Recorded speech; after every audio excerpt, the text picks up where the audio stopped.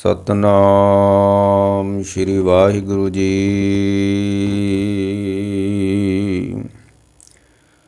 ਮੰਨੈ ਸੁਰਤ ਹੋਏ ਮਨ ਬੁੱਧ, ਮੰਨੈ ਸਗਲ ਭਵਨ ਕੀ ਸੁਧ। ਮੰਨੈ ਮੋਇ ਚੋਟਾ ਨਾ ਖਾਏ, ਮੰਨੈ ਜਮ ਕੈ ਸਾਥ ਨ ਜਾਏ। ਐਸਾ ਨਾਮ ਨਿਰੰਜਨ ਹੋਏ, ਜੇ ਕੋ ਮਨ ਜਾਣੇ ਮਨ ਕੋਏ। ਐਸਾ ਨਾਮ ਨਿਰੰਜਨ ਹੋਏ, ਜੇ ਕੋ ਮਨ ਜਾਣੇ ਮਨ ਕੋਏ।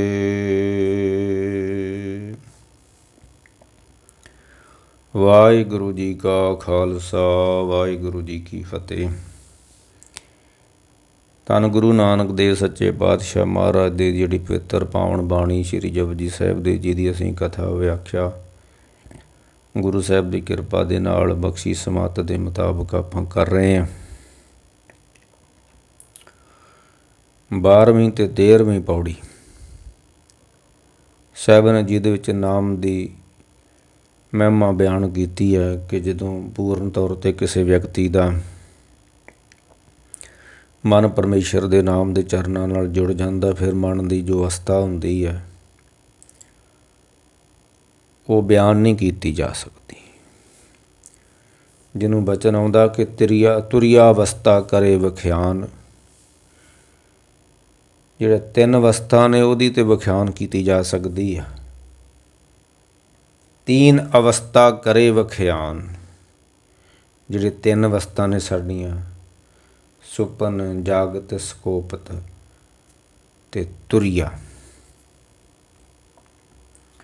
ਇਹ ਜਿਹੜੀਆਂ 3 ਅਵਸਥਾ ਕਰੇ ਵਿਖਿਆਨ,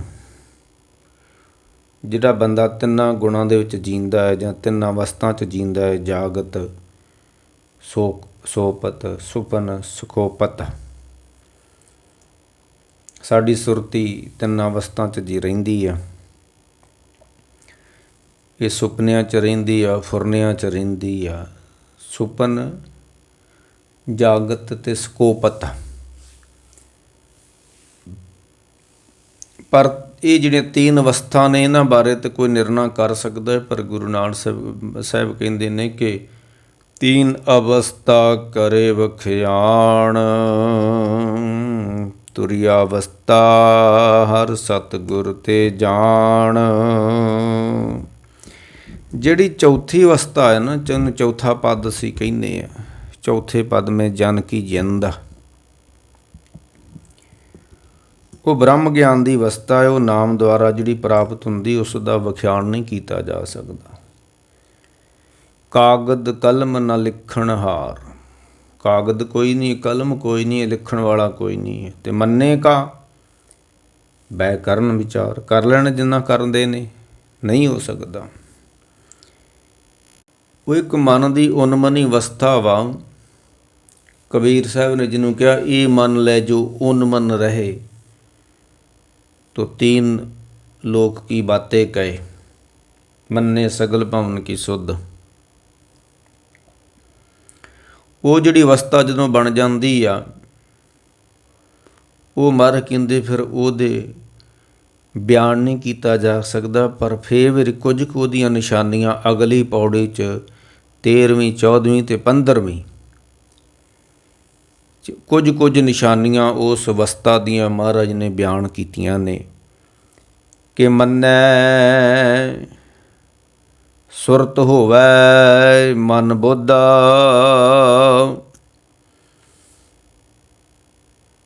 ਜਿਉਂ ਕੋਈ ਮੰਨ ਲਵੇਗਾ।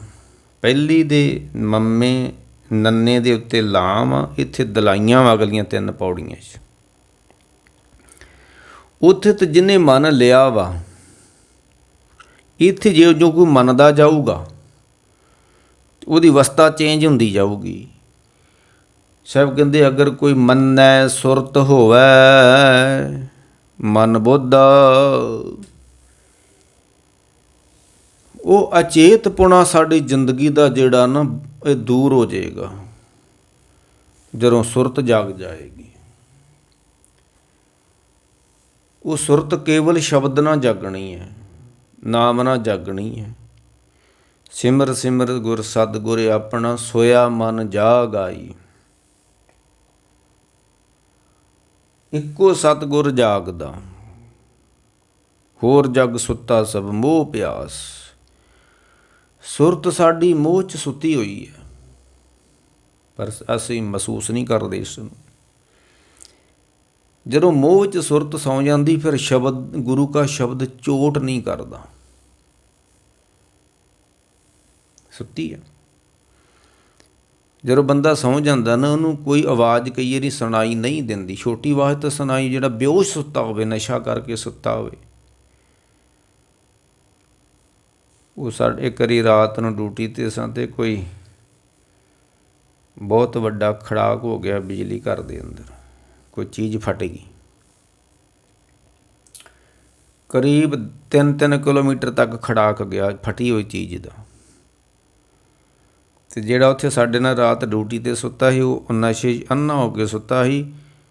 ਉਹ ਸਵੇਰੇ ਕਹਿੰਦਾ, ਮੈਨੂੰ ਤਾਂ ਪਤਾ ਨਹੀਂ ਲੱਗਾ ਕਦੋਂ ਖੜਾਕ ਹੋਇਆ ਹੈ। ਮੈਂ ਉਦਾਹਰਨ ਦਿੱਤੀ ਹੈ ਇੱਕ। ਜਿਹੜਾ ਅਚੇਤ ਹੋ ਗਿਆ, ਉਹਨੂੰ ਕੋਈ ਚੋਟ ਨਹੀਂ, ਸ਼ਬਦ ਕੋਈ ਚੋਟ ਨਹੀਂ ਕਰਦਾ। ਗੁਰੂ ਦਾ ਸ਼ਬਦ ਕੋਈ ਚੋਟ ਨਹੀਂ ਕਰਦਾ। ਜਿਹੜੀ ਸੁਰਤ ਸੁੱਤੀ ਹੋਈ ਹੈ, ਅਤੇ ਸੁਰਤ ਕਿੱਥੇ ਸੁੱਤੀ ਹੋਈ ਹੈ? ਮੋਹ 'ਚ ਸੁੱਤੀ ਹੋਈ ਹੈ। ਇੱਕੋ ਸਤਿਗੁਰ ਜਾਗਦਾ, ਹੋਰ ਜਗ ਸੁੱਤਾ ਸਭ ਮੋਹ ਪਿਆਸ। ਮਨੁੱਖ ਜਿਹੜਾ ਵਾ, ਇਹ ਬੇਹੋਸ਼ੀ ਵਿੱਚ ਜਾਣਾ ਚਾਹੁੰਦਾ, ਕਿਉਂ ਬੇਹੋਸ਼ੀ ਵਿੱਚ ਇਸ ਨੂੰ ਆਨੰਦ ਮਹਿਸੂਸ ਹੁੰਦਾ ਹੈ। ਨਸ਼ਾ ਕੀ ਹੈ? ਨਸ਼ਾ ਇੱਕ ਬੇਹੋਸ਼ੀ ਪੈਦਾ ਕਰਦਾ ਸਾਡੇ ਅੰਦਰ। ਤੇ ਮਨੁੱਖ ਬੇਹੋਸ਼ ਹੋਣਾ ਚਾਹੁੰਦਾ ਹੈ, ਅਤੇ ਜਦੋਂ ਮਨੁੱਖ ਬੇਹੋਸ਼ ਹੋ ਜਾਂਦਾ ਹੈ, ਫਿਰ ਉਹਨੂੰ ਕੋਈ ਚੋਟ ਘੱਟ ਲੱਗਦੀ ਹੈ। ਕਬੀਰ ਸਾਹਿਬ ਨੇ ਇੱਕ ਬਚਨ ਉਚਾਰਨ ਕੀਤਾ, ਕਬੀਰ ਚੋਟ ਸਹੇਲੀ, ਮੰਨੇ ਮੋਹ ਚੋਟਾ ਨਾ ਖਾਏ। ਮੰਨੇ ਸੁਰਤ ਹੋਏ ਮਨ ਬੁੱਧ। ਇਹ ਜਨਮਾਂ ਜਨਮਾਂਤਰਾਂ ਦਾ ਸੁੱਤਾ ਹੋਇਆ ਐਡੀ ਛੇਤੀ ਜਾਗਣਾ ਨਹੀਂ ਹੈ। ਕਈਆਂ ਜਨਮਾਂ ਦਾ ਸੁੱਤਾ ਹੋਇਆ ਵਾ, ਐਡੀ ਛੇਤੀ ਨਹੀਂ ਜਾਗਣਾ। ਕੁੰਭਕਰਨ ਕਹਿੰਦੇ ਜਦੋਂ ਸੌਂ ਜਾਂਦਾ ਸੀ 6 ਮਹੀਨੇ ਸੁੱਤਾ ਰਹਿੰਦਾ, ਫਿਰ ਠਾਉਣ ਲੱਗਿਆ ਵੀ ਕਈ ਦਿਨ ਲੱਗਦੇ ਸਨ ਉਸਨੂੰ। ਇਹ ਤਾਂ ਜਨਮ ਜਨਮ ਕੀ ਇਸ ਮਨ ਕੋ ਮਲ ਲਾਗੀ ਹੋਈ ਆ। ਰੇ ਜਨ ਉਥਾਰੇ ਦੱਬਿਓ ਸੁੱਤਿਆਂ ਗਈ ਵਿਹਾਏ। ਇਹ ਤਾਂ ਦੱਬਿਆ ਗਿਆ ਮੋਹ ਦੇ ਥੱਲੇ। ਇਹ ਮੋਹ ਛੱਡਣਾ ਨਹੀਂ ਗਾ ਇਸ ਨੇ। ਹੁਣ ਮਰਦੇ ਦਮ ਤੱਕ ਲੋਕੀ ਪਰਿਵਾਰ ਦਾ ਮੋਹ ਨਹੀਂ ਛੱਡਦੇ। ਮਰਦੇ ਦਮ ਤੱਕ ਲੋਕੀ ਧਨ ਦਾ ਖਿਆਲ ਨਹੀਂ ਛੱਡਦੇ ਨਾ। ਕਿਉਂ? ਇਹ ਦੱਬੇ ਗਏ ਨੇ, ਇਹ ਕੁਚਲੇ ਗਏ ਨੇ ਥੱਲੇ ਮੋਹ ਦੇ।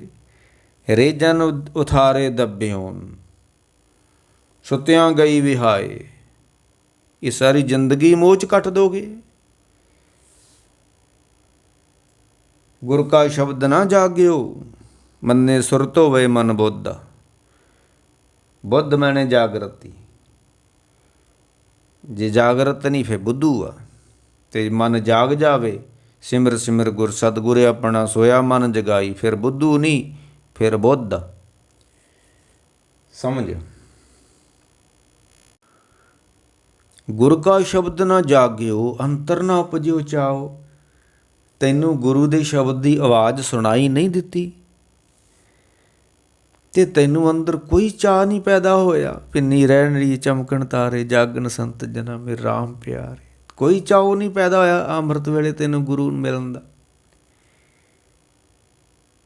ਕੋਈ ਚਾਅ ਹੀ ਨਹੀਂ ਅੰਮ੍ਰਿਤ ਵੇਲੇ ਉੱਠਣ ਦਾ। ਕੋਈ ਚਾਅ ਹੀ ਨਹੀਂ ਗੁਰੂ ਕਾ ਦਰਸ਼ਨ ਕਰਨ ਦਾ। ਕਿਉਂ? ਸੁੱਤੇ ਹੋਏ ਨੇ। ਮੰਨੇ ਸੁਰਤ ਹੋਏ ਮਨ ਬੁੱਧ। ਸੁਰਤ ਨਹੀਂ ਜਾਗੀ, ਬੁੱਧ ਨਹੀਂ, ਮਨ ਨਹੀਂ ਜਾਗਿਆ, ਸੁੱਤਾ ਹੋਇਆ ਹੈ। ਸ਼ਬਦ ਗੁਰ ਕਾ ਸ਼ਬਦ ਨਾ ਜਾਗਿਓ, ਅੰਤਰ ਨਾ ਉਪਜਿਓ ਚਾਓ। ਸਰੀਰ ਜਲੋ ਗੁਣ ਬਹਾਰਾ, ਜੋ ਗੁਰ ਕਾਰ ਨਾ ਕਮਾਏ। ਤੇ ਇੱਥੇ ਕਬੀਰ ਸਾਹਿਬ ਨੇ ਕਿਹਾ ਕਿ ਮੰਨੇ ਮੋਹ ਚੋਟਾਂ ਨਾ ਖਾਏ। ਕਬੀਰ ਸਾਹਿਬ ਕਹਿੰਦੇ ਕਬੀਰ ਚੋਟ ਸਹੇਲੀ। ਹਾਲਾਂਕਿ ਚੋਟ ਸਹੇਲੀ ਨਹੀਂ ਹੁੰਦੀ, ਚੋਟ ਤੇ ਦੁੱਖਦਾਈ ਹੁੰਦੀ ਹੈ। ਚੋਟ ਤਾਂ ਦੁੱਖ ਪਹੁੰਚਾਉਂਦੀ ਆ। ਤੂੰ ਮੈਨੂੰ ਬੜੀਆਂ ਚੋਟਾਂ ਮਾਰੀਆਂ ਨੇ, ਤੇ ਜਿਹਨੂੰ ਚੋਟ ਮਾਰੋਗੇ ਉਹ ਦੁਖੀ ਹੁੰਦਾ ਹੈ। ਕਬੀਰ ਸਾਹਿਬ ਕਹਿੰਦੇ ਮੈਨੂੰ ਜਦੋਂ ਚੋਟ ਵੱਜੀ ਆ ਤੇ ਮੈਨੂੰ ਸੁੱਖ ਮਹਿਸੂਸ ਹੋਇਆ। ਇਹ ਚੋਟ ਗੁਰੂ ਦੇ ਸ਼ਬਦ ਦੀ ਚੋਟ ਜਿਹੜੀ ਆ ਨਾ, ਇਹ ਕਿਸੇ ਭਾਗਾਂ ਵਾਲੇ ਨੂੰ ਵੱਜਦੀ ਜੇ। ਗੁਰੂ ਅਮਰਦਾਸ ਨੇ ਸ਼ਬਦ ਸੁਣਿਆ ਤੇ ਚੋਟ ਵੱਜ ਗਈ ਦਿਲ ਤੇ। ਕਾਇਆ ਐਰਨ ਮਨ ਵਿੱਚ ਲੋਹਾ, ਪੰਚ ਅਗਨ ਤਿਤ ਲਾਗ ਰਹੇ। ਕੋਲੇ ਪਾਪ ਪਏ ਤਿਸ ਉੱਪਰ, ਮਨ ਜਲਿਆ ਸੰਨੀ ਚਿੰਤ ਪਏ। ਪਿਆ ਮਨੂਰ ਕੰਚਨ ਫਿਰ ਹੋਏ, ਜੇ ਗੁਰ ਮਿਲੇ ਤਨੇਹਾ। ਇਹ ਸ਼ਬਦ ਸਾਨੂੰ ਚੋਟ ਥੋੜ੍ਹਾ ਮਾਰਦਾ ਹੈ। ਇਹ ਜਿਉਂ ਬੰਦਾ ਜਾਗਦਾ ਜਾਵੇਗਾ ਤਿਉਂ ਤੋਂ ਸ਼ਬਦ ਦੀ ਚੋਟ ਵੱਧ ਵੱਜੇਗੀ। ਜਾਗੇ ਦੀ ਇਹੋ ਤੇ ਨਿਸ਼ਾਨੀ ਹੈ। ਦੁਨੀਆ ਕਿਉਂ ਨਹੀਂ ਅੰਮ੍ਰਿਤ ਵੇਲੇ ਪ੍ਰਭੂ ਨੂੰ ਤੇ ਆਉਂਦੀ? ਬਸ ਅੰਦਰ ਚਾਹੋ ਨਹੀਂ, ਸ਼ਬਦ ਚੋਟ ਨਹੀਂ ਮਾਰਦਾ। ਗੁਰੂ ਅਮਰਦਾਸ ਨੂੰ ਚੋਟ ਮਾਰੀ ਹੈ ਤੇ ਚੋਟ ਨੇ ਵੇਖ ਲਓ ਕਿੱਥੇ ਪਹੁੰਚਾਤਾ। ਫਿਰ ਮਾਰੀ ਤੇ ਚੋਟ ਹੀ ਹੈ ਸ਼ਬਦ ਨੇ, ਤੇ ਚੋਟ ਸ਼ਬਦ ਸਾਰਿਆਂ ਨੂੰ ਚੋਟ ਨਹੀਂ ਮਾਰਦਾ। ਮੰਨੇ ਮੋਹ ਚੋਟਾਂ ਨਾ ਖਾਏ। ਕਬੀਰ ਸਾਹਿਬ ਕਹਿੰਦੇ ਕਬੀਰ ਚੋਟ ਸਹੇਲੀ ਸੇਲ ਕੀ। ਹਾਲਾਂਕਿ ਚੋਟ ਸਹੇਲੀ ਨਹੀਂ ਹੁੰਦੀ, ਚੋਟ ਦੁਖਦਾਈ ਹੁੰਦੀ। ਕਬੀਰ ਸਾਹਿਬ ਕਹਿੰਦੇ ਮੈਨੂੰ ਇੱਕ ਚੋਟ ਮਾਰੀ ਮੇਰੇ ਗੁਰੂ ਨੇ, ਤੇ ਉਹ ਚੋਟ ਮੈਨੂੰ ਬੜਾ ਸੁੱਖ ਦਿੱਤਾ ਉਸ ਚੋਟ ਨੇ। ਕਹਿੰਦੇ ਜੇ ਗੁਰ ਝਿੜਕੇ ਤਾਂ ਮੀਠਾ ਲਾਗੇ। ਝਿੜਕ ਕੀ ਹੁੰਦੀ ਹੈ? ਚੋਟ ਹੁੰਦੀ ਹੈ। ਅੱਜ ਦਾ ਮਨੁੱਖ ਮਾੜੀ ਜਿੰਨੀ ਵੀ ਝਿੜਕ ਨਹੀਂ ਸਹਾਰ ਸਕਦਾ। ਕਹਿੰਦੇ ਉਹਨੇ ਮੈਨੂੰ ਝਿੜਕਿਆ, ਮੈਂ ਉਹਨੂੰ ਕਦੀ ਹੁਣ ਬੁਲਾਉਣਾ ਹੀ ਨਹੀਂ ਹੈ। ਇਹ ਛੋਟੀ ਛੋਟੀ ਗੱਲਾਂ ਦੇ ਪਿੱਛੇ ਲੋਕ ਬੜੇ ਵੱਡੇ ਫਸਾਦ ਖੜੇ ਕਰ ਦਿੰਦੇ ਨੇ। ਕਥਾ ਕੀ ਹੁੰਦੀ ਹੈ? ਕਥਾ ਚੋਟ ਹੁੰਦੀ ਹੈ। ਕਥਾ ਵਿੱਚ ਚੋਟਾਂ ਮਾਰੀਆਂ ਜਾਂਦੀਆਂ ਨੇ। ਉੱਥੇ ਔਗਣਾਂ ਨੂੰ ਭੰਡਿਆ ਜਾਂਦਾ ਹੈ ਤੇ ਮਨੁੱਖ ਦਾ ਹਿਰਦਾ ਔਗਣਾਂ ਨਾਲ ਭਰਿਆ ਪਿਆ। ਫਿਰ ਅੱਜ ਦਾ ਮਨੁੱਖ ਕਥਾ ਨਾਲ ਹੀ ਸਹਿਮਤ ਨਹੀਂ ਹੈ। ਹਾਂ, ਸੱਤੀ ਪੈਰੀ ਸੱਤ ਭਲਾ ਬਈਏ ਪੜ੍ਹਿਆ ਪਾਸ। ਉੱਥੇ ਪਾਪ ਪੁੰਨ ਵਿਚਾਰੀਏ, ਕੂੜੇ ਘਟੇ ਰਾਸ। ਉੱਥੇ ਖੋਟੇ ਸੱਟੀਏ ਬਾਰ ਬਾਰ, ਖਰੇ ਕੀਜੇ ਸਾਬਾਸ। ਤੇ ਜਦੋਂ ਬੰਦੇ ਨੂੰ ਚੋਟ ਵੱਜਦੀ ਹੈ ਤੇ ਫਿਰ ਬੰਦਾ ਜਿਹੜਾ ਚੋਟ ਮਾਰ ਰਿਹਾ ਉਸ ਦੀ ਵਿਰੋਧਤਾ ਕਰਦਾ ਹੈ। ਸਾਡੇ ਵਿੱਚ ਉਹ ਵੀ ਇੱਕ ਪੰਥ ਹੈ, ਧੜਾ ਹੈ, ਅੰਮ੍ਰਿਤਧਾਰੀ। ਉਹਨਾਂ ਨੇ ਕਿਤਾਬਾਂ ਲਿਖੀਆਂ ਹੋਈਆਂ ਨੇ ਕਿ ਗੁਰਦੁਆਰੇ ਕਥਾ ਨਹੀਂ ਹੋਣੀ ਚਾਹੀਦੀ। ਨਹੀਂ, ਗੁਰਦੁਆਰੇ ਨਹੀਂ ਕਥਾ ਗਿਆਨੀ ਬੈਠ ਕੇ ਕਰੂਗਾ ਤੇ ਦੱਸ ਮਸੀਤ ਜਾ ਕੇ ਗੁਰੂ ਦੀ ਕਥਾ ਕਰੀਏ ਅਸੀਂ ਹੁਣ? ਕਹਿੰਦੇ ਹਰ ਹਰ ਕਥਾ ਸੁਣੀਏ ਰਾਮ। ਹਰ ਹਰ ਕਹਿਣਾ ਹੀ ਵਾਹਿਗੁਰੂ, ਵਾਹਿਗੁਰੂ ਕਹਿਣੀ ਇਹ ਕਥਾ। ਹਰ ਕੀਆਂ ਕਥਾ ਕਹਾਣੀਆਂ ਗੁਰਮੀਤ ਸੁਣਾਈਆਂ। ਇਹਦੇ ਫਿਰ ਤੁਕ ਦੀ ਤੁਸੀਂ ਕੀ ਵਿਆਖਿਆ ਕਰੋਗੇ? ਇਹਦਾ ਕਿਤਾਬਾਂ ਲਿਖੀਆਂ ਹੋਈਆਂ ਨੇ, ਮੈਂ ਪੜ੍ਹੀਆਂ ਉਹ। ਕਿੰਨੇ ਕਥਾ ਨਹੀਂ ਕਰਨੀ। ਗੁਰੂ ਸਾਹਿਬ ਆਪ ਕਥਾ ਕਰਦੇ ਰਹੇ। ਕਥਾ ਵਾਚਕ ਉਹਨਾਂ ਪੈਦਾ ਕੀਤੇ। ਕਥਾ ਨਾਲ ਗੁਰੂ ਨਾਨਕ ਦਾ ਮਿਸ਼ਨ ਦੁਨੀਆ ਦੇ ਕੋਨੇ ਕੋਨੇ ਤੱਕ ਪਹੁੰਚਿਆ ਹੈ। ਅਤੇ ਤੁਸੀਂ ਕਹਿੰਦੇ ਕਥਾ ਵਿੱਚ ਚੋਟਾਂ ਮਾਰਦੇ ਨੇ, ਅਸੀਂ ਕਥਾ ਹੀ ਗੁਰਦੁਆਰਿਓਂ ਬੰਦ ਕਰਾ ਦਿਆਂਗੇ। ਅੱਜ ਜਿਹੜੀ ਮੰਜੀ ਹਾਲ ਤੋਂ ਕਥਾ ਹੁੰਦੀ ਹੈ ਜਾਂ ਬੰਗਲਾ ਸਾਹਿਬ ਤੋਂ ਕਥਾ ਹੁੰਦੀ ਹੈ, ਇਹ ਚੋਟਾਂ ਨਹੀਂ ਮਾਰਦੇ। ਕਿਉਂ? ਜਿਹਦੀ ਜ਼ਮੀਰ ਮਰ ਜਾਵੇ ਅੰਦਰੋਂ, ਕਥਾ ਕੀ ਕਰ ਲੈਂਦਾ ਹੈ? ਜਿਹੜਾ ਤਰਲੇ ਲੈ ਕੇ ਟਾਈਮ ਲਿਆ ਜਿਹਨੇ ਕਥਾ ਕਰਨ ਦਾ, ਉਹ ਚੋਟਾਂ ਕਿੱਥੇ ਮਾਰੂਗਾ ਕਥਾ ਦੇ ਵਿੱਚ? ਉਹ ਤਾਂ ਤੁਹਾਨੂੰ ਆਖੂਗਾ ਤੁਸੀਂ ਬੜੇ ਹੀ ਗੁਰਮੁਖ ਜੇ, ਤੁਸੀਂ ਲੰਗਰ ਲਾਇਆ, ਤੁਸੀਂ ਤਾਂ ਬੜੇ ਹੀ ਗੁਰਮੁਖ ਜੇ। ਬੜੇ ਗੁਰਮੁਖ ਨੇ ਲੰਗਰ ਲਾਉਣ ਵਾਲੇ ਕੋਈ ਗੁਰਮੁਖ ਹੁੰਦੇ ਨੇ? ਉਹ ਖਾਲਸਾ ਏਡ ਵਾਲਾ ਰਵੀ ਸਿੰਘ, ਉਹਨੂੰ ਮੈਨੂੰ ਪਤਾ ਲੱਗਾ ਕਿਸੇ ਨੇ ਵੀ ਕਿਸੇ ਨੇ ਉਹਨੂੰ ਕਿਹਾ ਵੀ ਤੁਸੀਂ ਗੁਰੂ ਕਾ ਅੰਮ੍ਰਿਤ ਛਕ ਲਓ। ਕਹਿੰਦੇ ਅੰਮ੍ਰਿਤ 'ਚ ਕੀ ਰੱਖਿਆ ਹੋਇਆ ਜੀ? ਜੇ ਤੁਸੀਂ ਗੁਰੂ ਦੀ ਪੌਲ ਨਹੀਂ ਛਕ ਸਕਦੇ, ਫਿਰ ਸੇਵਾ ਕਿਸ ਦੀ ਕਰਦੇ ਫਿਰਦੇ ਜੇ ਤੁਸੀਂ? ਕਿਉਂ ਕੌਮ ਦਾ ਪੈਸਾ ਬਰਬਾਦ ਕਰਦੇ ਫਿਰਦੇ ਜੇ ਤੁਸੀਂ? ਪਾਠੀ ਤੁਹਾਡੇ ਗਰੀਬ, ਗ੍ਰੰਥੀ ਤੁਹਾਡੇ ਗਰੀਬ, ਅਤੇ ਤੁਸੀਂ ਲੋਕਾਂ ਨੂੰ ਦਾਨ ਪੈ ਵੰਡਦੇ ਜੇ। ਤੁਸੀਂ ਪਹਿਲਵਾਨਾਂ ਨੂੰ ਨਾਮ ਪੈ ਦਿੰਦੇ ਹੋ, ਤਾਂ ਕਦੀ ਗ੍ਰੰਥੀ ਨੂੰ ਨਾਮ ਦਿੱਤਾ ਵੀ ਤੂੰ ਸਾਰੀ ਜ਼ਿੰਦਗੀ ਗੁਰਦੁਆਰੇ ਬੈਠ ਕੇ ਗੁਰੂ ਕੀ ਸੇਵਾ ਕੀਤੀ, ਅਸੀਂ ਤੈਨੂੰ ਨਾਮ ਦਿੰਦੇ ਹਾਂ? ਇਹਨਾਂ ਲੋਕਾਂ ਦੀ ਡਟ ਕੇ ਵਿਰੋਧਤਾ ਕਰਨੀ ਚਾਹੀਦੀ ਕੌਮ ਨੂੰ। ਇਹ ਕਿਹੜੇ ਕੁਰਾਏ ਕੌਮ ਨੂੰ ਤੋੜ ਚੁੱਕੇ ਨੇ ਲੋਕ ਤਾਂ। ਮੈਂ ਕਹਿ ਰਿਹਾ ਸੀ ਵੀ ਜੇ ਗੁਰ ਝਿੜਕੇ ਤਾਂ ਮਿੱਠਾ ਲਾਗੇ, ਜੇ ਬਖਸ਼ੇ ਤਾਂ ਗੁਰ ਵਡਿਆਈ। ਬਾਪ ਉਦੋਂ ਹੀ ਝਿੜਕਦਾ ਜਦੋਂ ਬੱਚੇ ਦੇ ਅੰਦਰ ਗਲਤੀ ਵੇਖਦਾ ਹੈ, ਅਤੇ ਜੇ ਬਾਪ ਨਾ ਝਿੜਕੇ ਤਾਂ ਉਹਦੇ ਪੁੱਤਰ ਦਾ ਭਵਿੱਖ ਖਤਰੇ 'ਚ ਜਾ ਸਕਦਾ ਹੈ। ਗੁਰੂ ਨਾ ਝਿੜਕੇ, ਅੱਜ ਦਾ ਸਿੱਖ ਝਿੜਕਾਂ ਸੁਣਦਾ ਹੀ ਨਹੀਂ ਹੈ। ਗੁਰੂ ਤਾਂ ਝਿੜਕਦਾ ਹੈ, ਹੁਣ ਇਹ ਸੁਣਦਾ ਹੀ ਨਹੀਂ ਹੈ ਝਿੜਕਾਂ। ਕਬੀਰ ਸਾਹਿਬ ਕਹਿੰਦੇ ਜਦੋਂ ਗੁਰੂ ਨੇ ਮੈਨੂੰ ਚੋਟ ਮਾਰੀ, ਝਿੜਕ ਮਾਰੀ, ਕਬੀਰ ਚੋਟ ਸਹੇਲੀ। ਚੋਟ ਤਾਂ ਦੁਖਦਾਈ ਹੁੰਦੀ ਹੈ, ਤੁਹਾਨੂੰ ਕਿਵੇਂ ਸਹੇਲੀ ਲੱਗ ਗਈ ਜੇ?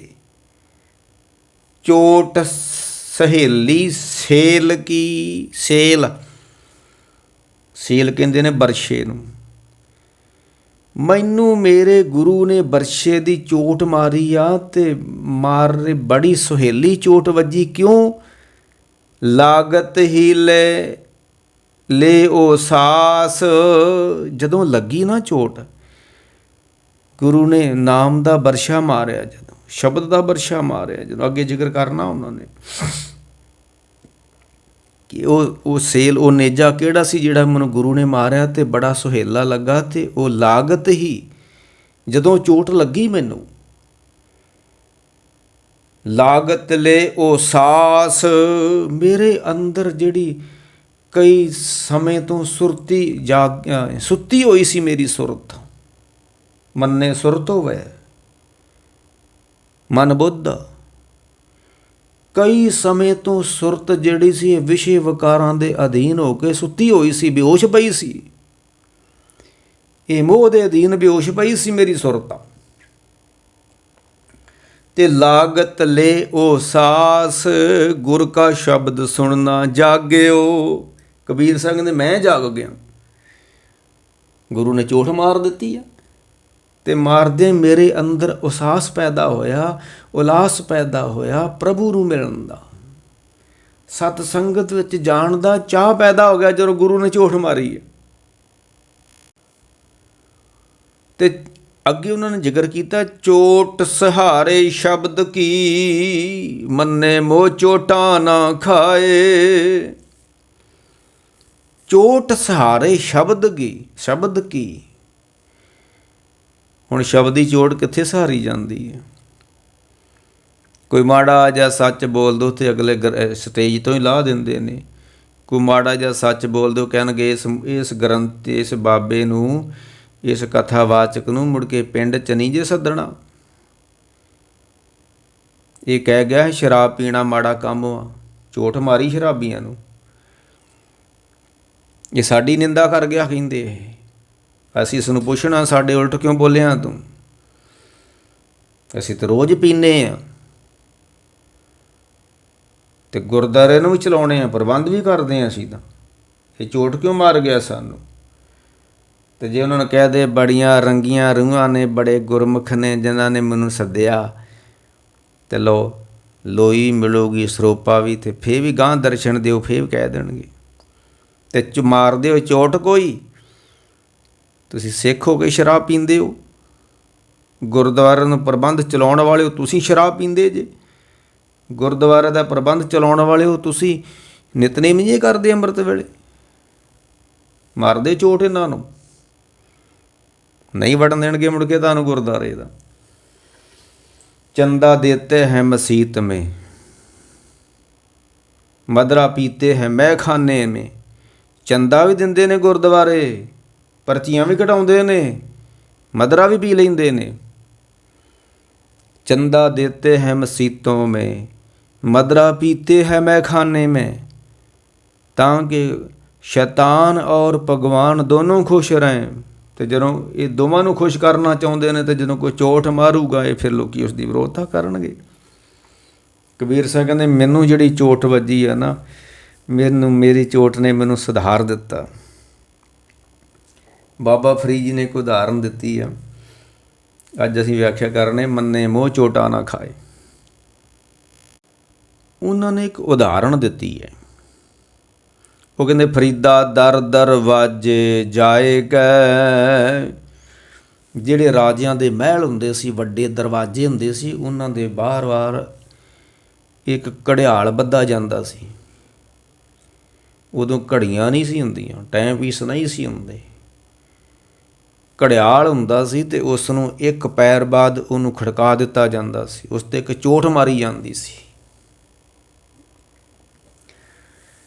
ਅਤੇ ਬਾਬਾ ਫਰੀਦ ਦਰਵੇਸ਼ ਮੁਸਲਮਾਨ ਫਕੀਰ ਕਹਿੰਦੇ ਬੰਦਿਆ, ਫਰੀਦਾ ਸੰਬੋਧਨ ਆਪਣੇ ਆਪ ਨੂੰ ਕਹਿੰਦੇ ਨੇ ਪਰ ਸਮਝਾਉਂਦੇ ਸਾਨੂੰ ਨੇ ਉਹ।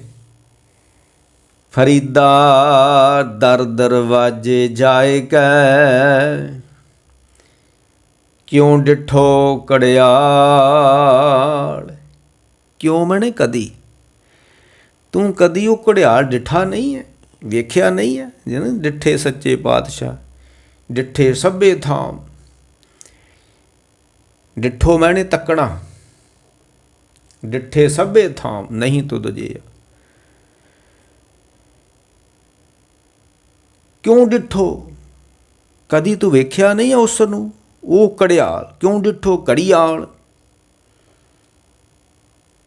ਕਿਸੇ ਨੇ ਆਖਿਆ ਮੈਂ ਵੇਖਿਆ ਵਾ, ਮੈਂ ਉਹਦੀ ਚੋਟਾਂ ਵੱਜਦੀਆਂ ਵੇਖੀਆਂ। ਸਾਹਿਬ ਫਰੀਦ ਕਹਿੰਦੇ ਘੜੀਏ ਘੜੀਏ ਮਾਰੀਏ, ਹਰ ਘੜੀ ਬਾਅਦ, ਹਰ ਪੈਰ ਬਾਹਰ ਉਸ ਨੂੰ ਚੋਟ ਮਾਰੀ ਜਾਂਦੀ ਹੈ।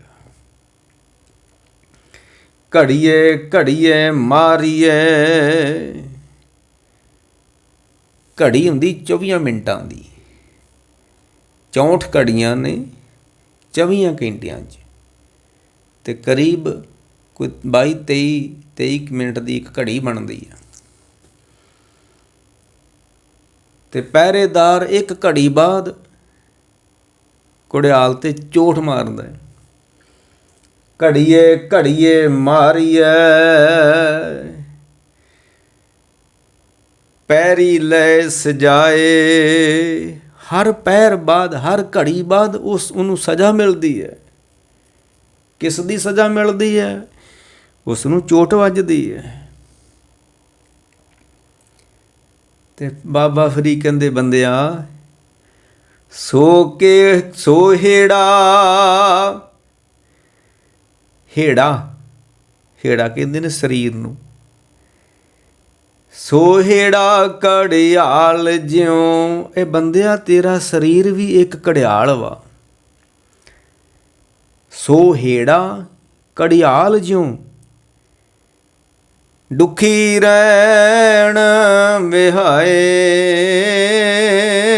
ਦੁਖੀ ਰਹਿਣ ਵਿਹਾਏ। ਜਿਸ ਤਰ੍ਹਾਂ ਉਹ ਘੜਿਆਲ ਦੇ ਉੱਤੇ ਜੋ ਪਿੱਤਲ ਦਾ ਬਣਿਆ ਹੁੰਦਾ ਹੈ,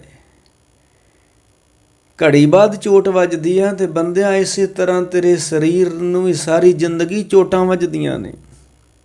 ਸੋ ਹੇੜਾ ਘੜਿਆਲ ਜਿਉਂ, ਅਤੇ ਤੈਨੂੰ ਵੀ ਬੜੀਆਂ ਚੋਟਾਂ ਵੱਜਦੀਆਂ ਨੇ, ਅਤੇ ਚੋਟਾਂ ਦਾ ਸਦਕਾ ਤੂੰ ਸਾਰੀ ਜ਼ਿੰਦਗੀ ਹੀ ਦੁਖੀ ਨਾਲ ਬਤੀਤ ਕਰਦਾ ਹੈ। ਕੋਈ ਇੱਧਰੋਂ ਚੋਟ ਮਾਰ ਦਿੰਦਾ ਹੈ, ਕੋਈ ਚੋਟ ਮਾਰ ਦਿੰਦਾ ਹੈ। ਇੱਕ ਹੋਰ ਉਦਾਹਰਨ ਦਿੱਤੀ ਬਾਬਾ ਫਰੀਦ ਸਾਹਿਬ ਜੀ ਨੇ ਚੋਟਾਂ ਦੇ ਬਾਰੇ। ਇੱਕ ਥਾਂ 'ਤੇ ਗੁਰੂ ਨਾਨਕ ਸਾਹਿਬ ਕਹਿੰਦੇ ਨੇ ਕਿ ਪਾਪ ਪੁੰਨ ਬੀਜ ਕੀ ਪੋਟ। ਜਿਹੜੇ ਬੰਦੇ ਨੇ ਪਾਪ ਬੀਜੇ ਆ ਨਾ, ਪਾਪ ਪੁੰਨ ਬੀਜ ਕੀ ਪੋਟਲੀ, ਪੁਰਾਣੇ ਸਮੇਂ 'ਚ ਫਸਲ ਵੱਢ ਲਈ ਜਾਂਦੀ ਸੀ ਅਤੇ ਥੋੜ੍ਹਾ ਜਿਹਾ ਵੱਖਰਾ ਬੰਨ੍ਹ ਲਿਆ ਜਾਂਦਾ ਸੀ ਅਗਲੇ ਸਮੇਂ ਨੂੰ ਬੀਜਣ ਵਾਸਤੇ, ਉਹਨੂੰ ਬੀਜ ਕਹਿੰਦੇ ਸੀ। ਪੋਟਲੀ ਬੰਨ੍ਹ ਕੇ ਰੱਖ ਲਈ ਜਾਂਦੀ ਸੀ। ਸਾਹਿਬ ਕਹਿੰਦੇ ਪਾਪ ਪੁੰਨ ਬੀਜ ਕੀ ਪੋਟ, ਤੂੰ ਪਾਪ ਬੀਜੇ ਨੇ, ਪੁੰਨ ਬੀਜੇ ਨੇ, ਇਹ ਮਾਨੋ ਤੂੰ ਇੱਕ ਪੋਟਲੀ ਬੰਨ੍ਹ ਕੇ ਰੱਖੀ। ਆਉਣ ਵਾਲੇ ਜੀਵਨ ਵਿੱਚ ਇਹ ਤੇਰੇ ਪਾਪ ਵੀ ਉਗਣੇ ਨੇ ਅਤੇ ਪੁੰਨ ਵੀ ਉਗਣੇ ਨੇ। ਤੂੰ ਪੋਟਲੀ 'ਚ ਬੱਧੀ ਹੋਈ ਹੈ। ਪਾਪ ਪੁੰਨ ਬੀਜ ਕੀ ਪੋਟ, ਕਾਮ ਕ੍ਰੋਧ ਜੀਆ ਮੈਂ ਚੋਟਾ। ਵੇਖ ਕ੍ਰੋਧ, ਵੇਖ ਤੈਨੂੰ ਕਿੱਡੀ ਚੋਟ ਮਾਰਦਾ ਹੈ। ਸਾਹਿਬ ਕਹਿੰਦੇ ਮੰਨੇ ਮੂੰਹ ਚੋਟਾ ਨਾ ਖਾਏ। ਕ੍ਰੋਧ ਕਿੱਡੀ ਚੋਟ ਮਾਰਦਾ ਹੈ। ਇਹ ਭਰਾਵਾਂ ਦੇ ਐਡੀ ਚੋਟ ਮਾਰਦਾ ਹੈ, ਭਰਾਵਾਂ ਤੋਂ ਭਰਾਵਾਂ ਨੂੰ ਮਰਾ ਦਿੰਦਾ ਹੈ। ਇਹ ਭੈਣਾਂ ਭਰਾਵਾਂ ਦੇ ਕਤਲ ਕਰਾ ਦਿੰਦਾ ਹੈ। ਕ੍ਰੋਧ ਐਸੀ ਚੋਟ ਮਾਰਦਾ ਹੈ ਜਦੋਂ ਸਾਡੀ ਸੁਰਤ ਦੇ ਉੱਤੇ, ਸਾਡੇ ਮਨ ਉੱਤੇ ਕ੍ਰੋਧ ਚੋਟ ਮਾਰਦਾ ਹੈ। ਕਾਮ ਕ੍ਰੋਧ ਜੀਆਂ ਮੈਂ ਚੋਟ। ਕਾਮ ਜਦੋਂ, ਕ੍ਰੋਧ ਜਦੋਂ ਚੋਟ ਮਾਰਦਾ ਫਿਰ ਕਤਲ ਹੁੰਦੇ ਨੇ। ਜਦੋਂ ਵਾਸ਼ਨਾ ਚੋਟ ਮਾਰਦੀ ਆ ਫਿਰ ਇੱਜ਼ਤਾਂ ਬੇਪਤ ਹੋ ਜਾਂਦੀਆਂ ਨੇ। ਫਿਰ ਇਹ ਬਾਪ ਦੀ ਇੱਜ਼ਤ ਨੂੰ ਰੋਲ ਕੇ ਰੱਖ ਦਿੰਦੀਆਂ ਨੇ। ਅੱਜ ਦੀਆਂ ਧੀਆਂ ਭੈਣਾਂ ਕਿੰਨੀਆਂ ਇੱਜ਼ਤਾਂ ਰੋਲਦੀਆਂ ਨੇ ਬਾਪ ਆਪਣੇ ਦੀਆਂ। ਕਿਉਂ ਰੋਲਦੀਆਂ ਨੇ? ਅੰਦਰੋਂ ਚੋਟ ਵੱਜਦੀ ਆ।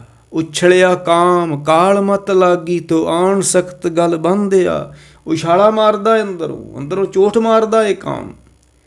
ਕ੍ਰੋਧ ਚੋਟ ਮਾਰਦਾ ਹੈ। ਤੇ ਸਾਹਿਬ ਕਹਿੰਦੇ ਇਹਨਾਂ ਦਾ ਕੰਮ ਹੈ ਚੋਟਾਂ ਮਾਰਨਾ। ਪਰ ਤੂੰ ਬੰਦਿਆਂ ਜੇ ਕਿਤੇ ਰੱਬ ਦੇ ਨਾਮ ਨਾਲ ਜੁੜ ਜੇ ਨਾ, ਤੇ ਮੰਨੇ ਮੋਹ ਚੋਟਾਂ ਨਾ ਖਾਏ, ਮੰਨੇ ਮੋਹ ਚੋਟਾਂ ਨਾ ਖਾਏ। ਬਾਬਾ ਫਰੀਦ ਸਾਹਿਬ ਜੀ ਨੇ ਇੱਕ ਬੜੀ ਉਦਾਹਰਨ ਦਿੱਤੀ ਹੈ। ਕਹਿੰਦੇ ਫਰੀਦਾ ਇੱਕ ਨਾ ਆਟਾ ਅਗਲਾ, ਇੱਕ ਨਾ ਨਾਹੀਂ ਲੂਣ। ਬੜੇ ਬੰਦੇ ਨੇ ਧਰਤੀ ਉੱਤੇ ਪਤਾ ਨਹੀਂ ਕਿੰਨਾ ਕੁ ਪਦਾਰਥ ਉਹਨਾਂ ਨੇ ਇਕੱਠਾ ਕੀਤਾ ਹੋਇਆ ਜੀ। ਅਕਾਲੀ ਕੋਈ ਝਾਰਖੰਡ ਵਿੱਚੋਂ ਬੰਦਾ ਫੜਿਆ, ਉਹਨੇ ਪਤਾ ਨਹੀਂ ਕਿੰਨੇ 17 ਕਰੋੜ ਰੁਪਈਆ ਆਪਣੇ ਕਮਰੇ 'ਚ ਹੀ ਰੱਖਿਆ ਹੋਇਆ ਜੀ। ਇਹ ਬੇਈਮਾਨ ਲੁੱਟ ਲੁੱਟ ਕੇ ਖਾ ਗਏ, ਤਾਂ ਹੀ ਗਰੀਬ ਜਨਤਾ ਪੀਸੀ ਗਈ ਆ। ਮਹਿੰਗਾਈ ਦਾ ਕਾਰਨ ਇਹ ਬੇਈਮਾਨ ਲੋਕ ਨੇ। ਬਾਬਾ ਫਰੀਦ ਕਹਿੰਦੇ ਫਰੀਦਾ ਇੱਕ ਨਾ ਆਟਾ ਅਗਲਾ, ਇੱਕ ਨਾ ਨਾਹੀਂ ਲੂਣ। ਕਈਆਂ ਕੋ ਬੜੇ ਪਦਾਰਥ ਨੇ ਤੇ ਕਈਆਂ ਕੋ ਲੂਣ ਮਾਤਰ ਬਣੀ ਹੈ, ਥੋੜ੍ਹੇ ਬਣੀ ਆ। ਇਹ ਵੀ ਉਸਦੀ ਕੋਈ ਲੀਲਾ ਹੀ ਹੈ ਰੱਬ ਦੀ। ਕਈਆਂ ਨੂੰ ਬਹੁਤੇ ਦੇ ਦਿੰਦਾ, ਕਈਆਂ ਨੂੰ ਦਿੰਦਾ ਹੀ ਨਹੀਂ ਹੈ।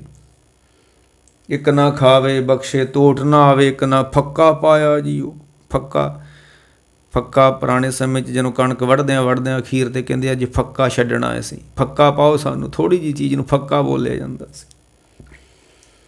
ਇੱਕ ਨਾ ਆਟਾ ਅਗਲਾ, ਇੱਕ ਨਾ ਨਾਹੀਂ ਲੂਣ।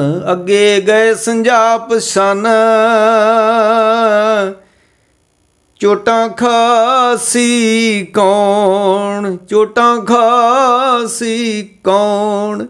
ਉਹ ਖਾਸੀ ਮੰਨੇ ਮੋਹ ਚੋਟਾਂ ਨਾ ਖਾਏ। ਜਿਹੜੇ ਨਹੀਂ ਮੰਨਣਗੇ ਰੱਬ ਨੂੰ, ਨਹੀਂ ਮੰਨਣਗੇ ਨਾਮ ਨੂੰ, ਨਹੀਂ ਜਪਣਗੇ, ਨਹੀਂ ਧਿਆਉਣਗੇ, ਨਹੀਂ ਗਾਉਣਗੇ, ਨਹੀਂ ਸੰਗਤ 'ਚ ਬਹਿਣਗੇ। ਤੇ ਅੱਗੇ ਗਏ ਸੰਜਾਪ ਸਨ, ਚੋਟਾਂ ਖਾਸੀ ਕੌਣ। ਕੌਣ ਖਾਂਦੇ ਨੇ ਚੋਟਾਂ? ਸਾਹਿਬ ਕਹਿੰਦੇ ਜਿਹੜੇ ਮੰਨਦੇ ਨਹੀਂ ਹੈ। ਪਤਾ ਤੇ ਅੱਗੇ ਜਾ ਕੇ ਲੱਗਣਾ ਕਿਹਨੂੰ ਚੋਟਾਂ ਪੈਂਦੀਆਂ ਨੇ।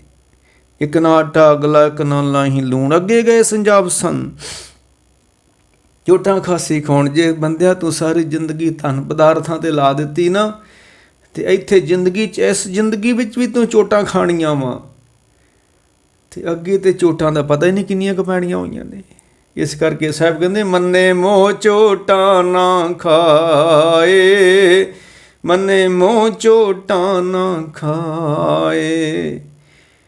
ਮੰਨ ਲਾ ਤੂੰ ਰੱਬ ਦੇ ਨਾਮ ਨੂੰ, ਫਿਰ ਚੋਟਾਂ ਨਹੀਂ ਪੈਣਗੀਆਂ। ਫਿਰ ਅਗਲੀ ਜਿਹੜੀ ਤੁਕ ਆ, ਉਹ ਆਪਾਂ ਅਗਲੇ ਆਉਣ ਵਾਲੇ ਸਮੇਂ 'ਚ ਫਿਰ ਆਪ ਦੇ ਨਾਲ ਸਾਂਝੀਆਂ ਕਰਾਂਗੇ ਜੀ। ਵਾਹਿਗੁਰੂ ਜੀ ਕਾ ਖਾਲਸਾ, ਵਾਹਿਗੁਰੂ ਜੀ ਕੀ ਫਤਿਹ।